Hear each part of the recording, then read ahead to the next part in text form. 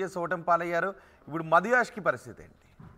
Exactly Congress party తీసుకున్నటువంటి నిర్ణయాల్లో మొన్న అసెంబ్లీ సీట్లు ఇచ్చినటువంటి వాళ్ళు ఎవరైతే ఉన్నారో 2023 అసెంబ్లీ ఎన్నికల్లో పోటీ చేసి ఓటమి చెందినటువంటి వారికి దాదాపు టికెట్లు ఇవ్వద్దు అనేటువంటిది నిర్ణయం తీసుకున్నట్టుగా తెలుస్తుంది. అదే దిశగా జరుగుతున్నటువంటి కసరత్తు చూస్తే అదే రకమైన నిర్ణయాలు తీసుకున్నట్టుగా తెలుస్తుంటే కొత్త వారికి అవకాశం ఇవ్వాలి, సీనియర్లకు అవకాశం ఇవ్వాలి. గతంలో పార్టీ కోసం ఎవరైతే త్యాగం చేశారో టికెట్ల విషయంలో కావచ్చు, పార్టీ చెప్పినటువంటి లైన్లో నడుచుకునేటువంటి వారు కావచ్చు, వారి కోసం టికెట్లు ఇవ్వాలి అనేటువంటి పార్టీ నిర్ణయంగా కనిపిస్తూ ఉంది. సో మధుయాష్కి కూడా ఈసారి పోటీకి అంత ఆసక్తిగా ఉన్నట్టుగా కనిపించట్లేదు. నిజామాబాద్ నుంచి కానీ ఇంకా ఇతర ప్రాంతాల నుంచి మొదట్లో చర్చ జరిగినప్పటికీ మధుయాష్కి ఈసారి పార్లమెంట్ ఎన్నికల్లో పోటీ చేయడానికి సిద్ధంగా ఉన్నట్టుగా పెద్దగా కనిపించట్లేదు. కేవలం మధుయాష్కే కాదు, ఇంకా చాలామంది కొద్దిమంది నేతలు ఈసారి పోటీకి దూరంగా ఉండే అవకాశం ఉంది. కొద్దిమంది మాత్రం ఓటమి చెందినప్పటికీ కూడా కొద్దిమంది పోటీలో ఉండాలనేటువంటి ఆసక్తి చూపిస్తున్నారు. అట్లా చూపించినటువంటి వాళ్ళలో ఇటు మైనంపల్లి హనుమంతరావు మల్కాజ్గిరి నుంచి కానీ, తర్వాత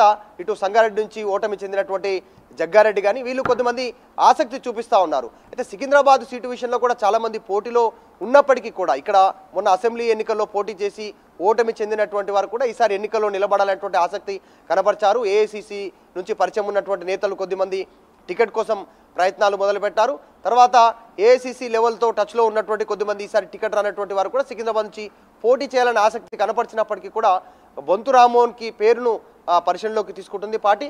సో ఈ రకంగా అభ్యర్థుల విషయంలో కసరత్తు చేస్తూ ఉన్నారు. స్క్రీనింగ్ కమిటీకి సంబంధించి ఎవరిని ఫైనల్ చేస్తే బాగుంటుంది, గెలిచే అవకాశాలు ఎవరికి ఉన్నాయి అనేటువంటి దానిపై దృష్టి పెడుతున్నారు. రైట్, ఈ లిస్ట్ ఎప్పుడు ప్రకటించే అవకాశం ఉంది అధికారికంగా? ఎగ్జాక్ట్లీ ఇది తర్వాత ఢిల్లీకి సంబంధించినటువంటి ఏఐసిసి ఆధ్వర్యంలో జరిగేటువంటి స్క్రీనింగ్ కమిటీలో అక్కడ ఫైనల్ అయ్యేటువంటి అవకాశం ఉంది. అటు నుంచి లిస్టు వచ్చిన తర్వాతనే ఎవరు ఆ అభ్యర్థులు ఏ పార్లమెంట్ నియోజకవర్గానికి అనేటువంటిది తెలిసేటువంటి అవకాశం. తర్వాత పెద్దపల్లికి సంబంధించినటువంటి సీటు విషయంలో కూడా గడ్డం వంశీ పేరు అంటే వివేక్ సంబంధించినటువంటి కుమారుడు ఆయన పేరు ఫైనల్ అయ్యే అవకాశం ఉంది. అక్కడ కూడా చాలామంది విద్యావంతులు, తర్వాత ఒక మహిళ చాలామంది పోటీ పడతా ఉన్నారు. మరి చూడాలి. రీసెంట్గా నేతకాని వెంకటేష్ రీసెంట్గా సిట్టింగ్ ఎంపీ టీఆర్ఎస్ నుంచి ఆయన కూడా కాంగ్రెస్ పార్టీలోకి వచ్చారు. ఆయన టికెట్ ఆశిస్తూ ఉన్నారు. ఇలా చాలామంది ఆసక్తి కనపరుస్తున్నప్పటికీ కూడా గెలిచే వారికే టికెట్ ఇవ్వాలి అనేటువంటిది కాంగ్రెస్ పార్టీ నిర్ణయం ఉంది. అతి త్వరలోనే టికెట్లకు సంబంధించినటువంటి విషయాలు ఒక వారం రోజుల్లోనే ఒక లిస్టు విడుదల చేయడానికి సన్నాహాలు ప్రారంభిస్తూ ఉంది కాంగ్రెస్ పార్టీ. ఎందుకంటే అటు ఆల్రెడీ బీజేపీ మొదటి లిస్టు విడుదల చేయడానికి సిద్ధమవుతా ఉంది. అంతకంటే ముందుగానే కాంగ్రెస్ పార్టీ కూడా దీనిపైన కసరత్తు చేస్తూ ఉంది. రైట్ మధు, 8 ఎంపీ స్థానాలకు కాంగ్రెస్ అభ్యర్థులు దాదాపు ఖరారయ్యారు. అభ్యర్థులను స్క్రీనింగ్ కమిటీ ఖరారు చేస్తోంది. ముఖ్యమంత్రి రేవంత్ రెడ్డి నివాసంలో స్క్రీనింగ్ కమిటీ సమావేశమైంది. సికింద్రాబాద్ లోక్సభ నియోజకవర్గానికి బొంతు రామ్మోహన్ పేరు ఖరారు చేసినట్టుగా తెలుస్తోంది.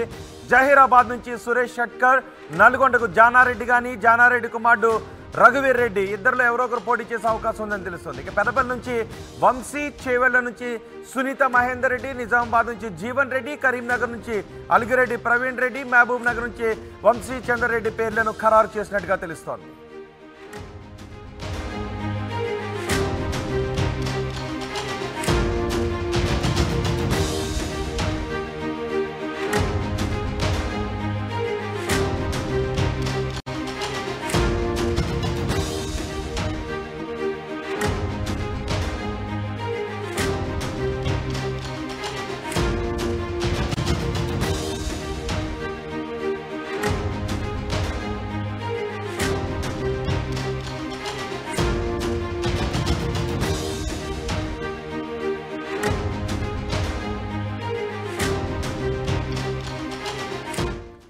బ్రేకింగ్ న్యూస్, తెలంగాణలో కాంగ్రెస్ పార్టీ నుంచి పోటీ చేసే లోక్సభ అభ్యర్థుల విషయంలో క్లారిటీ వస్తోంది.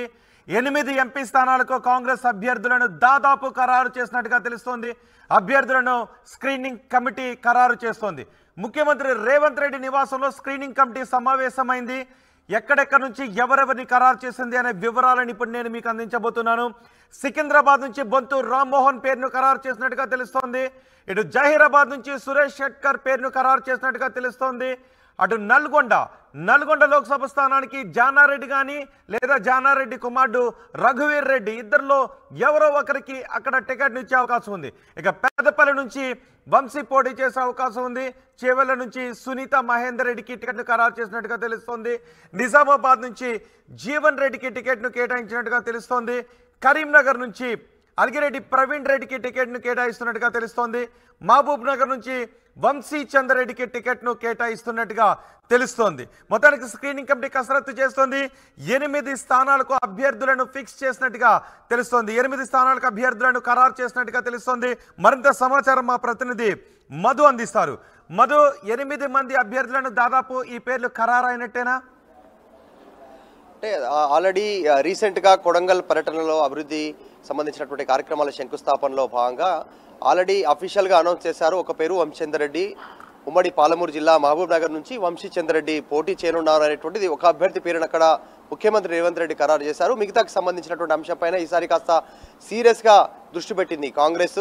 ఎందుకంటే పార్లమెంట్ స్థానాలకు సంబంధించినటువంటి అంశంపైన ఎక్కువ స్థానాలు కైవసం చేసుకోవాలి, 17కు 17 పార్లమెంట్ స్థానాలపైన ఫోకస్ పెట్టాలి అనేటువంటిది ఏఐసిసి అధిష్టానం నుంచి అందిన సూచన మేరకు తెలంగాణలో దానిపైన ఎక్కువగా భారీ ఎత్తున కసరత్తు చేస్తూ ఉన్నటువంటి సిచ్యువేషన్ ఉంది. ముఖ్యంగా సౌత్ ఇండియా నుంచి ఎక్కువగా కాంగ్రెస్కు స్థానాలు దక్కుతున్నటువంటి నేపథ్యంలో ఇప్పటికే 2 రాష్ట్రాలు సౌత్ ఇండియాలో ఇటు కర్ణాటక తెలంగాణ ఉంది కాబట్టి ఇటు ఎక్కువగా ఫోకస్ పెట్టారు. లేటెస్ట్గా అధికారంలోకి ఉండడము, 6 గ్యారెంటీలకు సంబంధించిన అమలు విషయంలో కొన్ని పథకాలు ఇప్పటికే అమలు చేస్తుండడంతో తెలంగాణ వ్యాప్తంగా ఉన్నటువంటి మొత్తం పార్లమెంట్ స్థానాలపైన దృష్టి పెడతా ఉంది. ఇప్పటికీ 8 సంబంధించిన పార్లమెంట్ స్థానాలపైన ఏకాభిప్రాయం వచ్చినట్టుగా తెలుస్తూ ఉంది. దాంట్లో కొన్ని చూస్తే నల్గొండ నుంచి గతంలో సీనియర్ అంటే మంత్రిగా పనిచేశారు, సీనియర్ నాయకులుగా పేరుంది జానారెడ్డి, లేదంటే ఆయన కొడుకు రఘువీర్ రెడ్డి పేరు చర్చకు వచ్చేటువంటి అవకాశం ఉన్నటువంటి నేపథ్యంలో అద్దరిలో ఒకరొకరు పేరు ఫైనల్ చేయనున్నారు. అసలు నాగార్జున సాగర్ నుంచి రఘువీర్ రెడ్డి పోటీ చేస్తారు అనేటువంటి ఒక ప్రచారం జరిగినప్పటికీ కూడా ఆయన ప్లేస్లో ఆయన సోదరుడు పోటీ చేశారు. రఘువీర్ రెడ్డి దూరంగా ఉన్నారు ఈసారి. కానీ ఈసారి ఎంపీకి పోటీ ఈ రేడియో చూసి మనసు గార్డెన్ అయితే కూడా ఈ వీడియో షేర్ చేయండి, మీ చుట్టుపక్కల అమాయకుల్ని కాపాడండి. అధిష్టానం హామీ ఇచ్చింది. మరి పటేల్ రమేష్ రెడ్డి ఈ అంశం పటేల్ రమేష్ రెడ్డి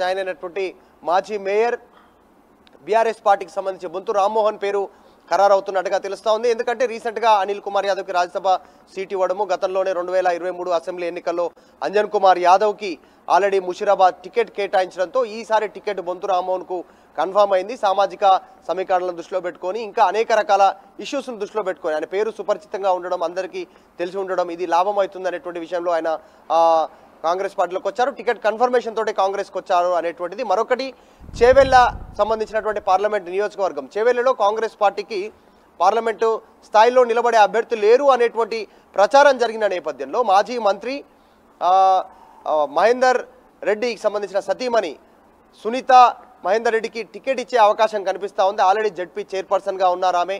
ఆ జిల్లాలో మొత్తం ఉమ్మడి సంబంధించినటువంటి రంగారెడ్డి జిల్లాలో ఎక్కువ ఆధిపత్యం రాజకీయంగా మహేందర్ రెడ్డికి సంబంధించినటువంటి కుటుంబ సభ్యులదే ఉంది. మహేందర్ రెడ్డి కావచ్చు, సునీత కావచ్చు, సునీత మహేందర్ రెడ్డి కావచ్చు, మహేందర్ రెడ్డికి సంబంధించినటువంటి సోదరులు మొత్తం పాలిటిక్స్లో ఉన్నారు.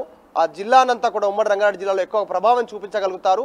సో టికెట్ ఈజీగా వీళ్ళకిస్తే గెలిచే అవకాశం ఉంటుందనేటువంటి దిశగా వారిని కూడా కాంగ్రెస్ పార్టీ అప్రోచ్ కావడం, మహేందర్ రెడ్డి ముందుగా జాయిన్